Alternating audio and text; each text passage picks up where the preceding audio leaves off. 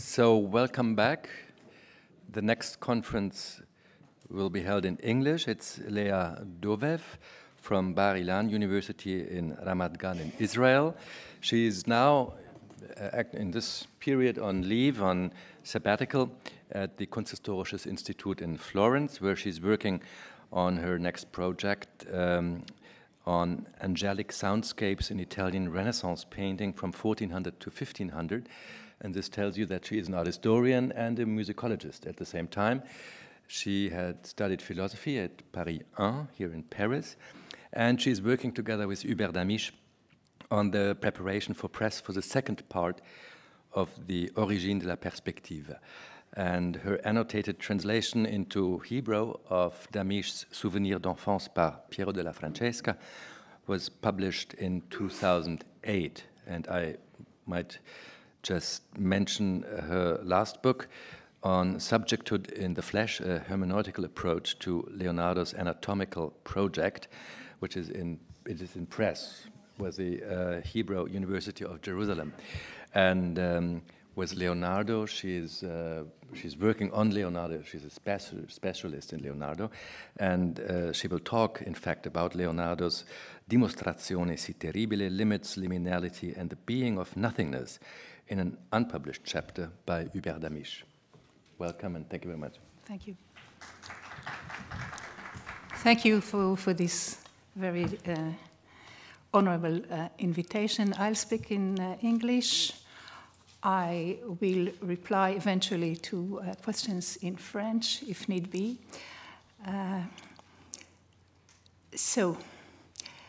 The following presentation is a dialogue with the chapter on Leonardo that is part of a forthcoming book by Damisch, to be called, in all probability, as we all know how Damisch works, to be called La Mise au Point.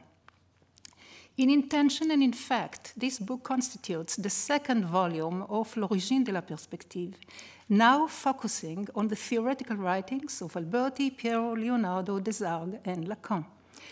This is a kaleidoscopic ensemble in which each turn, each formation recasts the foundational problematic of perspectival reason.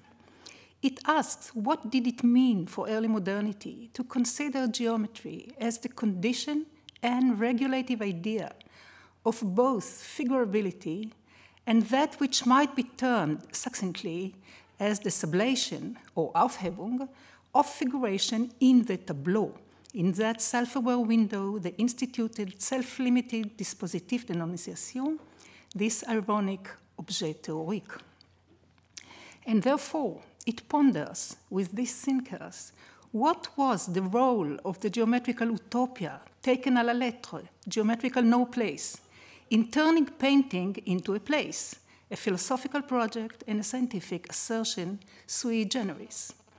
At issue is the white heat of geometry, its binding closures vis-à-vis jouissance in phenomenality, singularity, utter givenness, which was an emphatic concern of Leonardo, and the lack of which in Piero, I should say, for a reader of a Souvenir d'enfance par Piero della Francesca, is what may have been resolved and channeled into the Madonna del Parto.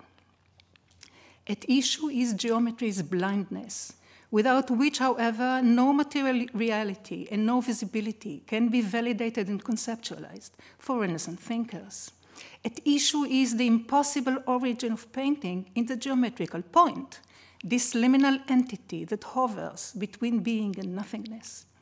Concurrently, at issue are the lacunae, the insufficiencies, the adumbrations, and the malaise that were involved in this history of proclaimed and suspected elective affinities. I quote from the chapter on Leonardo. À vouloir que la peinture procédât directement de la géométrie dans sa genèse comme dans son opération, Uccello aurait succombé le premier à ce que Jacques Barzin a nommé, après tant d'autres, la tentation de la science. C'est là qui veut que l'art est partie liée avec la science et qu'il puisse, comme celle-ci, aspirer à la certitude, voire rivalisant avec elle, atteindre à une évidence démonstrative. Céderait-il à cette tentation, l'art le payera, pour reprendre le mot de Vasari, l'apparence de vie à laquelle il est un droit de prétendre, n'y ayant de vérité, en matière d'art, qui ne procède d'une alchimie qui doit demeurer secrète pour produire ses effets. Sans doute, l'art a-t-il été exposé, et l'est-il encore aujourd'hui, à d'autres tentations que celles de la science, à commencer par celle de la religion. À cet égard, la religion de la science à laquelle l'art moderne aurait succombé ne représenterait pas un moindre danger aux yeux de ceux pour qui le mystère est le dernier mot de l'art. Mais si mystère il y a, c'est bien celui du désir de science, de vérité qui traverse l'art à certains moments, toujours décisifs de son histoire. D'en dénoncer l'abus n'aide en rien à en repérer les effets, et moins encore à rendre compte de son émergence et à situer l'opération dans le contexte qui est le sien. Si ce qui spécifie une science, c'est d'avoir un objet, il est sûr que celui de l'art, pour autant qu'il se laisse définir, aura changé au cours du temps, sans qu'on puisse s'en remettre à l'histoire du goût d'expliquer ces transformations.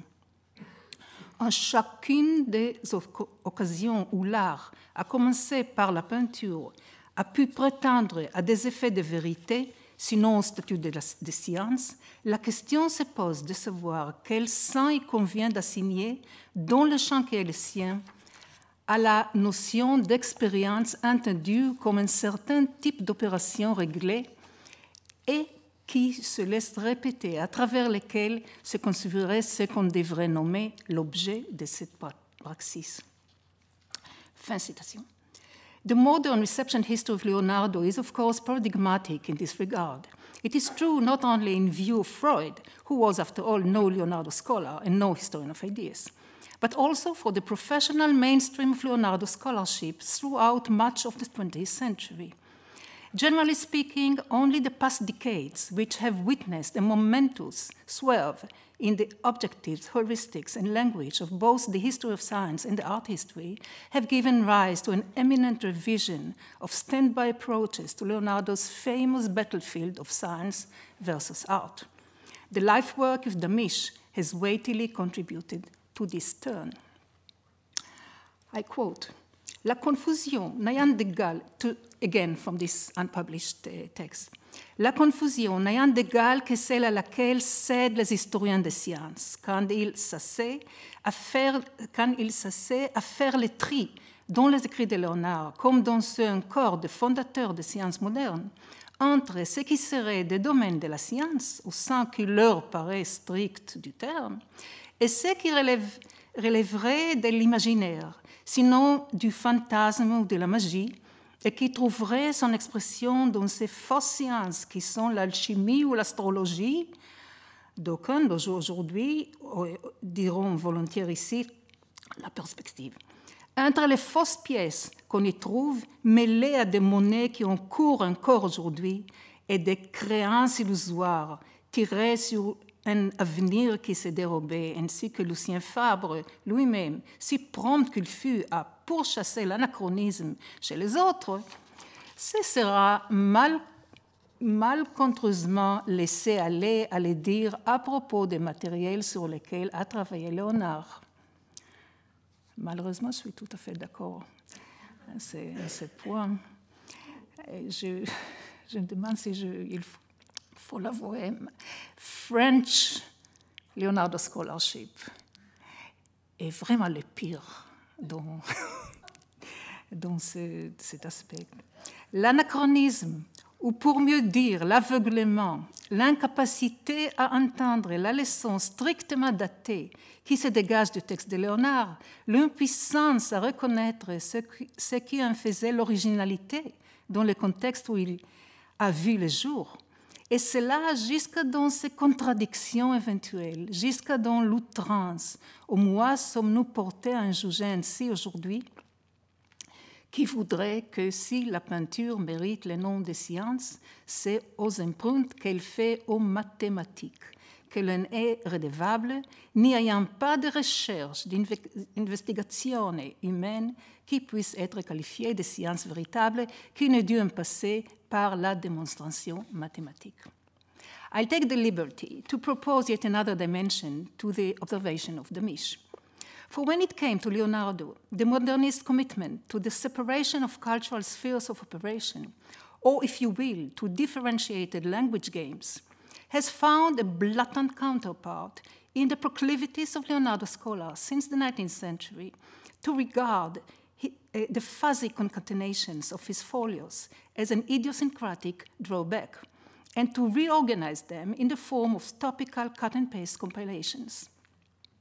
His characteristic text-image paradoxes and his incongruous configurations were thus suspended and their components dissected, dislocated, and reshuffled to would-be clear-cut contexts, while his redundancies, deletions, elisions, gaps, sentences stopped in midway, etc., were mostly ignored. The neighborhood of selected fragments has given coherence and conviction to the divergence at work, which is the nature of a Leonardo page. He became linear, he also became textual, for along the way was also overlooked the tacit tale told by the graphic presence of his autographs. In fact, he was made rather user-friendly. The model established by Jean-Paul Richter and later reiterated by Solmy, McCurdy, Servicen, among others, has proved to exceed by far the need to gauge and undo the external interventions that fate has imposed on Leonardo's fascicles. For this editorial ideology had buttressed an image of Leonardo, the researcher as an empiricist and positivist scientist, heroic, but a failure nonetheless, according to these very terms.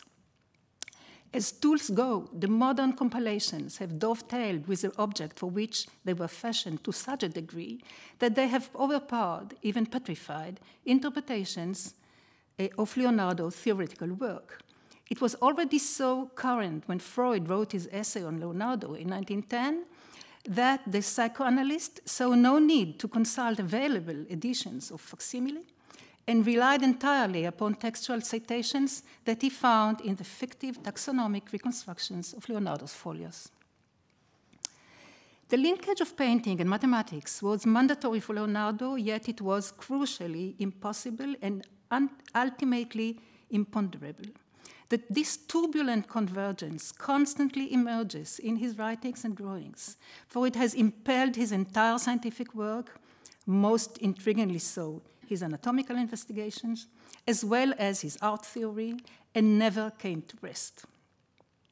I shall first trace some aspects of his discontent with mathematics, then attempt to show how it is revealed in a Leonardesque page, in a single Leonardesque page, and how the page itself, this is the page you see here, to which I wish to do some close reading, and how the page itself, an entity apart, gives a depth of meaning that transcends the arguments, Leonardo's own arguments. It is a funny, tongue-in-cheek, acerbic, and little explored early folio from the Codice Atlantico, dated to 1490, a fantastic mise au point, a beginning and an end of a lifetime intellectual itinerary which was yet to come at the time. A terrible demonstration would have affirmed the perplexed Vasari, whom I do not trust to have understood what he said when he attributed to Leonardo a terrible demonstration, inadvertently without really grasping the meaning of his own judgment. I quote from Vasari. And his ingenious was infused by God with so much grace. The translation is mine. And his ingenious was infused by God with so much grace and with terrible demonstration, together with the intellect and memory that served him, and with the forms made by his hands, he knew so well to express his intention, that with his reasonings he triumphed, and with his reasons he confused every brave mind. Fin citation. So, this is the page, and a preliminary précis of the linkage in question is in order. You have here, in a nutshell, Leonardo. I mean, this is it. Leonardo postulates a two-way causality and resemblance between a certain a priori idea of painting and a certain preconceived notion of the elementary substratum of every science. These two, he claimed, produce an account of calculable proportions in motion, and both, in the final result, would be reducible to this ontological truth. It is in this sense primarily that painting is scienza, that it is philosophy, notably divorced from language, and that it is a grand discorso mentale. May I note in passing that the discorso mentale in the Codice Rubinate has become la pittura e cosa mentale, la peinture et chose mentale, in the book on Leonardo by Gabriel Céa in 1903. Then it went on to Proust, Dans l'ombre de jeune fille en fleurs, et Contre Sainte-Beuve. Subsequently, it figures in Beckett, and later it spread out in French letters. In general, it is a loaded mistake which goes against the grain of Leonardo's thought. So this is the basic outline of Leonardo's ideational and ideal démarche.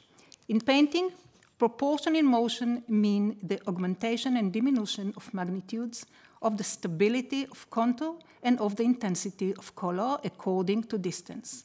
In other words, painting shows that the immersion in relational spatiality is inseparable from the recognition of temporality arrested. The painter's pyramidal perspective demonstrates this idea and proves prospectiva naturalis, namely the pyramidal model of all sensorial intromission. According to this traditional doctrine, which Leonardo has adhered to and rigorously refined its philosophical implications, every point on the surface of every object propagates to all directions, mirror images, similitudini, spezie, simulacra, etc. Imagini. Each infinitesimal division of each point thus creates a pyramidal formation of infinite rays. In fact, it is a generic or even metaphorical pyramid, since the point which is its base is a small infinity and is deemed formless. When these incorporeal particles carry visual images, they activate sight. When they carry weight or force, they form infinite pyramids of impact. The exemplary phenomena are beat, colpo, and percussion. All of them are multidirectional and envelop the source object in a sphere of propagated rays, whereas they are focal in relation to their target object. Leonardo calls them spiritual, since they have substance but not materiality, and hence do not occupy place. They carry otherness, yet do not participate in its corporeality. As you see, I started with painting. I went on to the universal model of impact, Prospectiva artificialis, Prospectiva naturalis, that Leonardo does not really differentiate between. And on the sides, we have two problematic clouds. One is touch, that, according to Leonardo, following Aristotle in the Anima, the idea that touch is an aporia and something dark, shadowy, and imponderable. So following in touch is very important in Leonardo, but it's a kind of a cloud. And the physical imponderables, which is turbulence and one-way entropy in turbulence. So these two, touch and turbulence, are in a way out of the model, but otherwise the model is very strict. I'll go back to this, but I'll just want to read just one single quotation from Leonardo. There are tens and tens of it all throughout his, of this kind. And I don't read the whole of it, just part of it. Therefore, we shall say that the air is all in all contained and filled with the infinite race of species of bodies that are in it. And this air is full of infinite points, and each point is indivisible. And each indivisible part of the species that mirror parts of the body is capable. And thus points are inherently united and inherently divided and distinct without getting confused between them. And the pyramids of the species are all in that air without taking the place of any other. And each is in itself, ciascuna per se. And all are in the divided and in the united, e tutta per tutta divisa e per tutta unita. This is just one version of, as I said, tens and tens of similar. These texts are always confused. I mean, the grammatically, they're always confused. They're very, the impetus of the words is very intense. Tutto per tutto, e tutto in ogni parte, because the species are liminal entities. Moreover, they carry simultaneously the infinitesimal forma of the point, the invis, the forma of the whole source object, its virtù, its cagione. The species are capace, they carry its potentia, its quiddity. Unless it was so, visibility and being would be none but a raw floating mess of accidental anamorphosis. Evidently, the idea is counter-perspectival in the Albertian sense. It resounds a quasi-theological poetics of divine omnipresence and warrants knowledge circularly, conditioning its validity of doctrinal invention. Indeed, Leonardo's statement regarding intromission often assumes a tonality of incantation. They let surface the enormous intellectual, moral, and existential promise that the optic of intromission and its counterpart in the pyramids of power held for him. It entailed that objecthood, and derivatively subjecthood, is a dynamic state of intentionality and interchange, of being with, of being for. In Leonardo's singular poetics, this dynamic state is always violently coercive and violently effected, while it guarantees that the distance between subject and otherness is not an indifferent void, and that it does not delimit isolated, constitutive selfhoods. Here is one suggestive example. This is from manuscript A. I read it in English. The hand that holds the stone that is beaten by the hammer partly feels the pain that the stone would have felt if it were a sensible body. Again, there are tens of fragments like that. There is harmony in this drama of force and vulnerability. Considering being as becoming under the pyramidal law mean deferring the imponderability of change, submitting it to the universal pattern of quantifiable topological correspondences in every category of entities and in every compartment of knowledge, as you see. So the model is, this is the model of universal correspondences under the pyramidal law of augmentation and diminution of proportions in motion. So this is the, it's basic. And I wish to read again, just a chance to read some of Leonardo's more beautiful lines. Here's an early page from Trivulziano. This is how Leonardo grasped intromission in a beautiful early page. It is an effaced, unreadable palimpsest on whose suggestive emptiness he has overwritten just a few lines of exquisite musicality. They're just these lines, nothing else. The lover is moved by the beloved thing like the sense is by the sensed, and they thus unite and become one and the same thing. The work is the first thing that is born out of this union. If the beloved is vile, the lover becomes vile.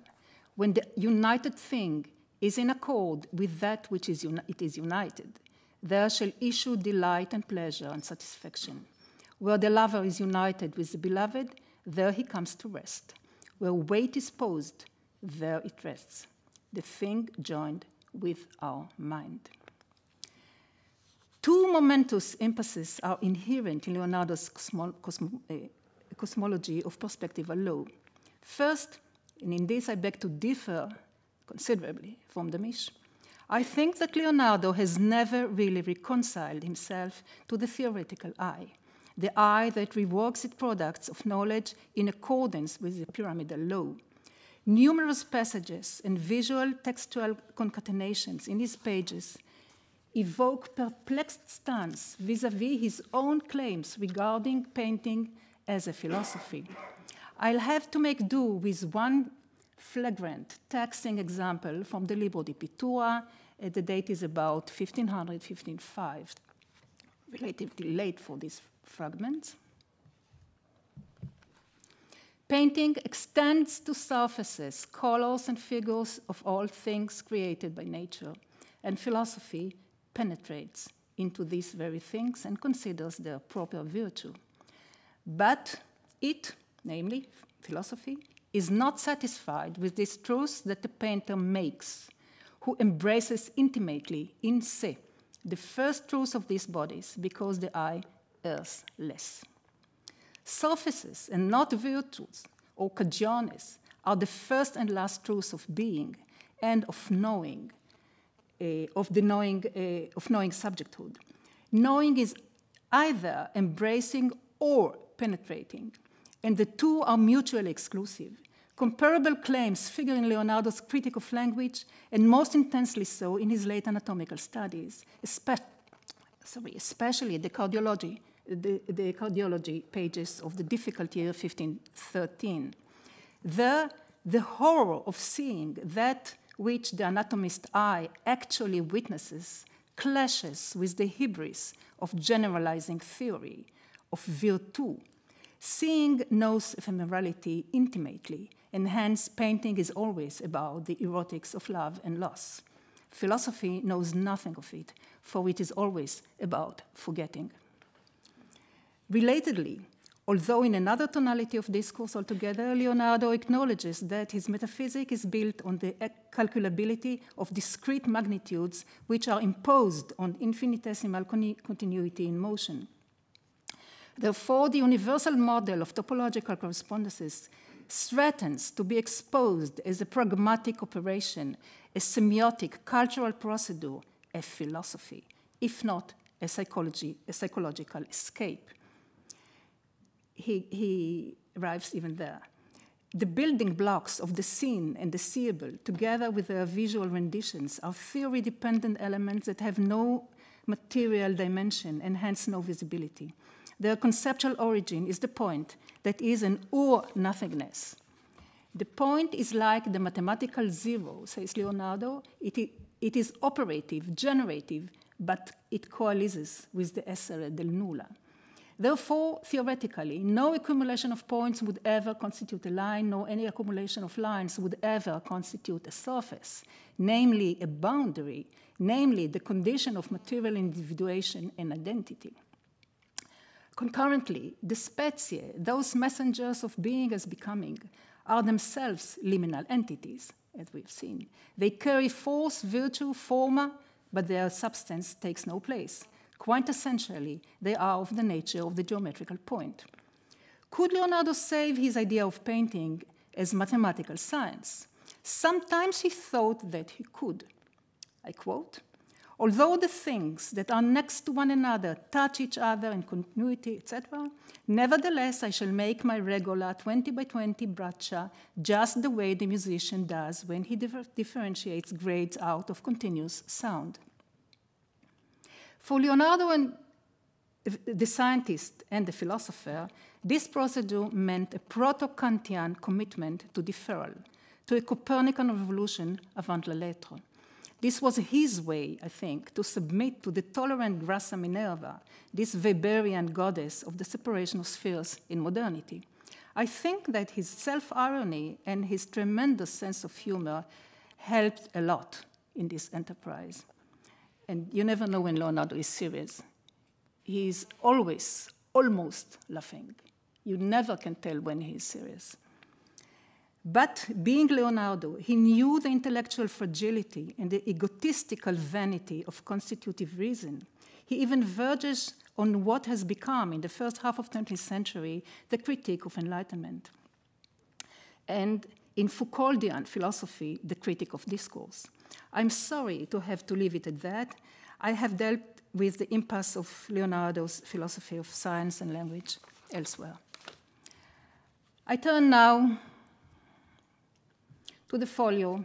I'm almost concluding now. I turn now to the folio 520. Numbers are the modern edition of Morinoni Pedretti, dated to about 1490, 1492, and which is included in the compilation known as the Codice Atlantico of the Biblioteca Ambrosiana in Milano.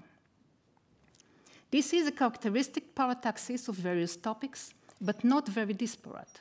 Most drawings are crude scribbles of linear perspective, échiquier grids and vanishing points, positions of pyramidal sections, etc. There are some rudiments of intromission optics, such as pyramidal rays and angles of refraction on plane and curved surfaces. A few elementary drawings probably show the outer shell of screws and spiral pistons. No text accompanies these visual ruminations. The most salient drawing show 4 Mazzocchi.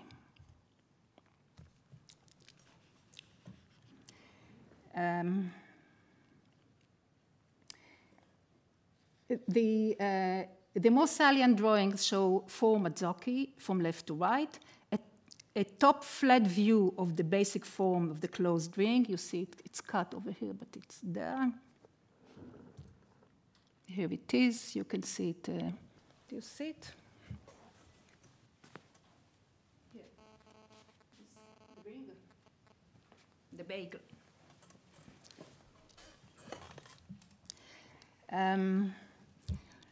A top flat view of the basic form of a closed ring, and then one closed Mazzocchio. One closed Mazzocchio in the process of becoming undone into a coil. Next, an open 2 intertwined coiled Mazzocchi. And lastly, an open free-form single coiled Mazzocchio. You can see the series. The accompanying text is divided into 2 sections that seem to have been written in different times, probably the upper one before the lower one. The upper one, a body born out of perspective by Leonardo da Vinci, disciple of nature, corpo nato della prospettiva di Leonardo da Vinci, discepolo della natura. And the lower one, the lower case, let this body be made without an example of any solid body, only by simple lines. Sia fatto questo corpo senza esempio d'alcun corposo, probably solido. He left out the end of the word, perhaps wanted to efface it, ma solamente con semplici linee. The time has come to revisit the Dolce Cosa of Uccello, of course. Incarnated in his studies of Mazzocchi, those that Donatello has deemed merely decorative and of no other interest, and that Damisch has crowned objet fétiche. I quote from Damisch, the Traité du Trait. In the work of Uccello, the Mazzocchio is un objet dont le peintre pouvait se flatter d'avoir saisi, sinon l'élan, les rythmes intérieurs, au moins le principe générateur, quitte pour lui à devoir user à cette fin d'une plus grasse Minerva que ne le fait un géomètre. The Mazzocchio is always a compromise, but at the same time, Damisch writes, the vicissitudes of the objet fétiche in the pictorial work of Uccello conveys a discourse about reason and power. I quote, on notera en effet que les concurrences de Mazzocchio dans l'œuvre peinte d'Uccello vont régulièrement de pair avec la défection du sol de la scène perspective, que ce soit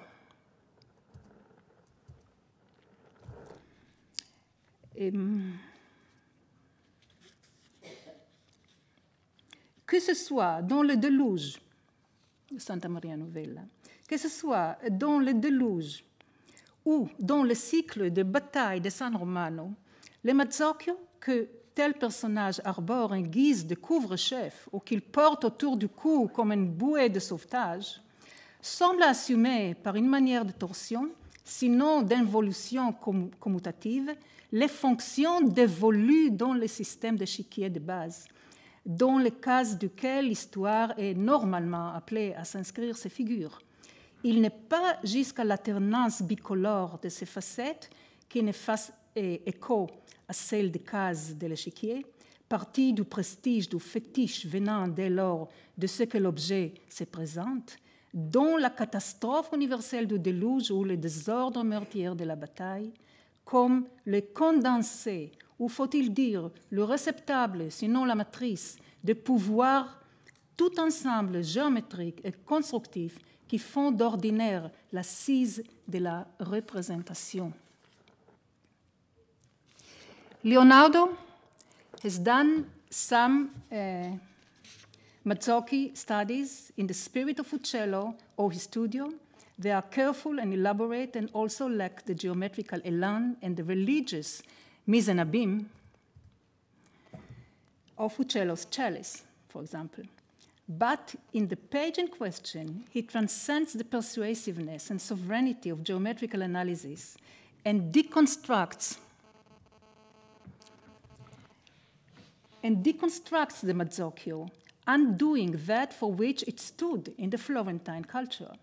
The disciple of nature starts with a demonstration of objecthood as motion. The spatial analysis is rough. It indicates the underlying idea and not its possible Uccello-like outcome. And then Leonardo, the self-acclaimed disciple of nature, passes on to fantasy. His closed Mazzocchio has opened and become two intertwined coils that form a dragon. He even borrows for his monstrous head a few of Uccello's diamond-shaped spikes. I wonder if you see them on the head of,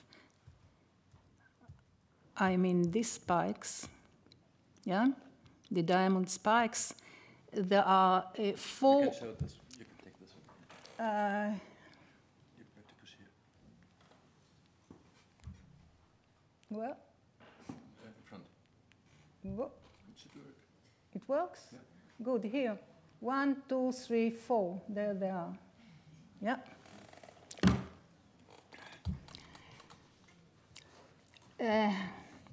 And then Leonardo, the self-acclaimed disciple of nature, passes on to fantasy. His closed Mazzocchio is opened and become two intertwined coils that form a dragon. He even borrows for his monstrous head a few of Uccello's diamond-shaped spikes. The next step sees this form go beyond fantasy to a shadowy realm of indefinite space and insinuation. Of course, affirms the lower caption, you can do it with simple lines, by means of graphic traces alone. There is no need for any solid body to have been there in the first place. Are we, with this thrice removed object of geometrical analysis, at the gate of the unconscious? And in what sense? Historical, transhistorical? I would rather leave this question open, but conclude with a quotation from Damisch that I think he would like me to quote. Le temps est venu de mettre un terme à ce genre de discours dans lequel l'idéologie se pare des vêtements de la critique pour tenter de démêler les rapports que la dolce cosa entretient par le détour de la géométrie avec l'inconscient. Merci. I'm sure that the representatives of the French Leonardo Scholarship will like to comment. And I invite your questions and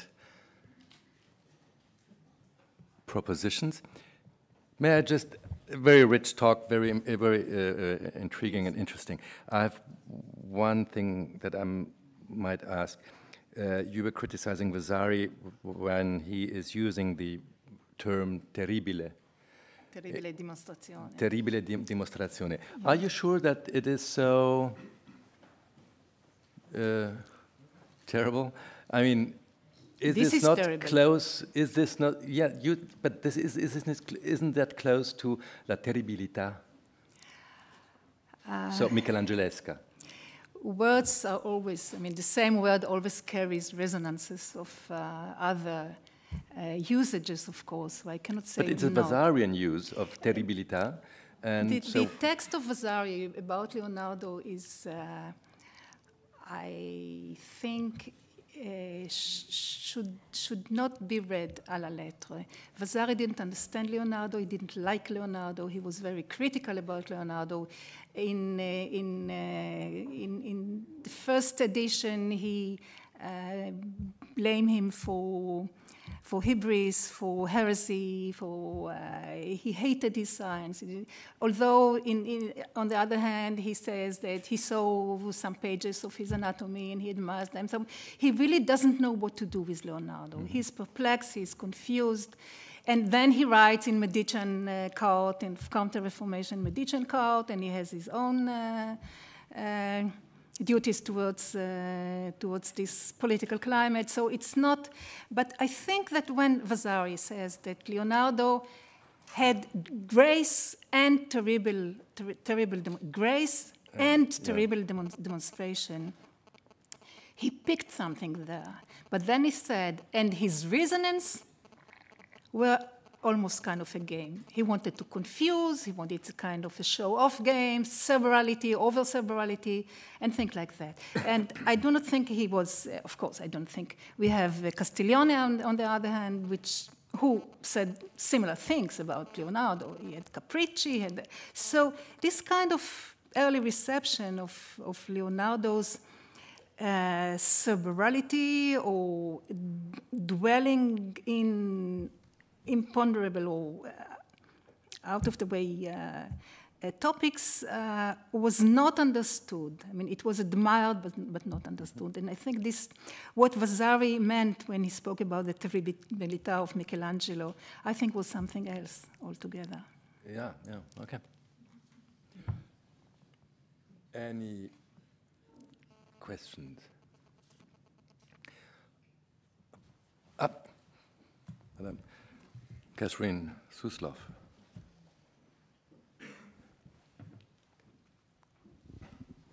Thank you for all the imponderables. Not being a French Leonardo specialist, I can ask you this question, I hope. But I think we all might be interested in it. You referred to the theoretical eye of Leonardo. And I understood from the beginning of your paper that the theoretical eye was something that comes, that's been constructed by the historiography of Leonardo in the 19th and 20th centuries. But what about Leonardo's own theoretical eye? Were you saying, and I thought you were saying, that he really didn't have one? Because certainly he stands as one of the theorists, artists in the history of art. So I'd just like you to say, is that a complete historiographical construction, or is there something theoretical about Leonardo's eye?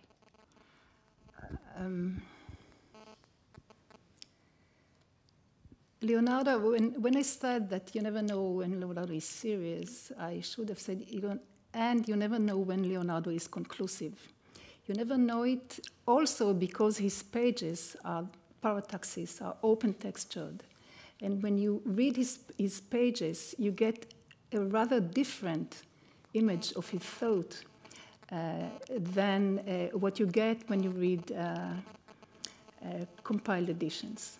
So it really takes the pages, and the pages are never conclusive. There are always insertions. There are always the marks of deletions are numerous. I mean, he marks whole passages for deletion, which you don't see, of course, when you have the passage reinserted into a would-be correct context in compilations. But why does he? And then he changes direction from left to right, right to left. Certain things he writes mostly right to left, but some things he chooses to write left, correctly, left, right. Why?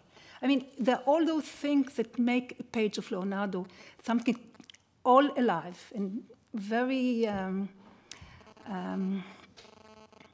very open.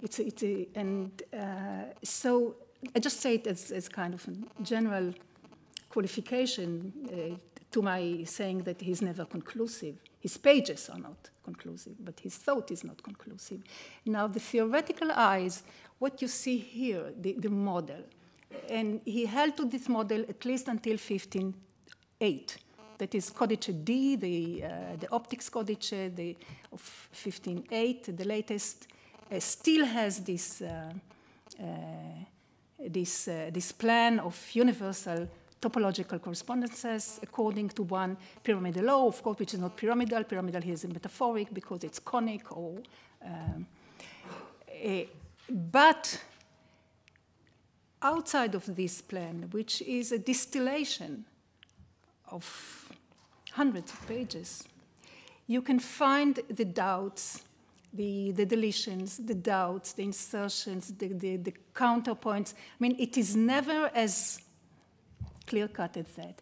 Leonardo needed the theoretical eye. The theoretical eye is the eye of prospectiva artificialis because it corroborated prospectiva naturalis. And prospectiva naturalis, the intromission doctrine, was important because it corroborated the physical law of pyramidal power. And the law of pyramidal power was important to guarantee the cosmological order of universal correspondences. So each case is interdependent with the other, and it's circular, as I say, except the two clouds.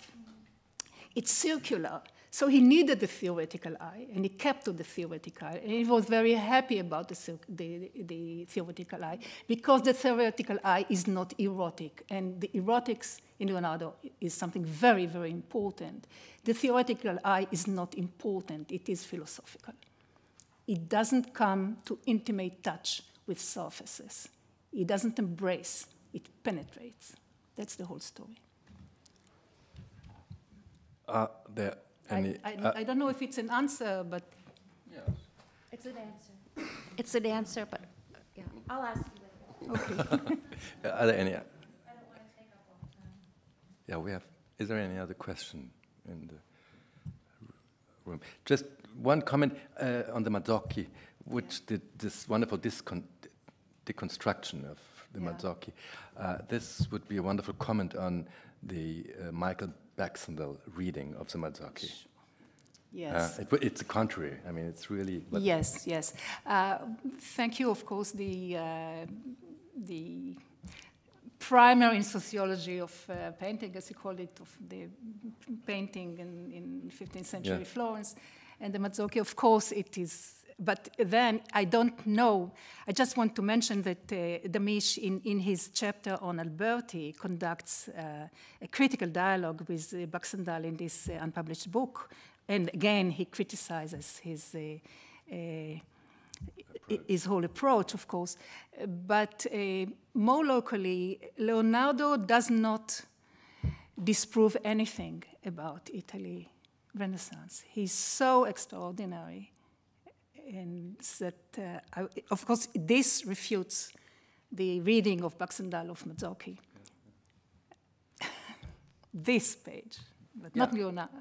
No, of course, and not, not the Mazzocchi, the other Mazzocchi drawings. Suis tout à fait d'accord. But just this, Suis tout à fait d'accord. Thank you. Merci beaucoup.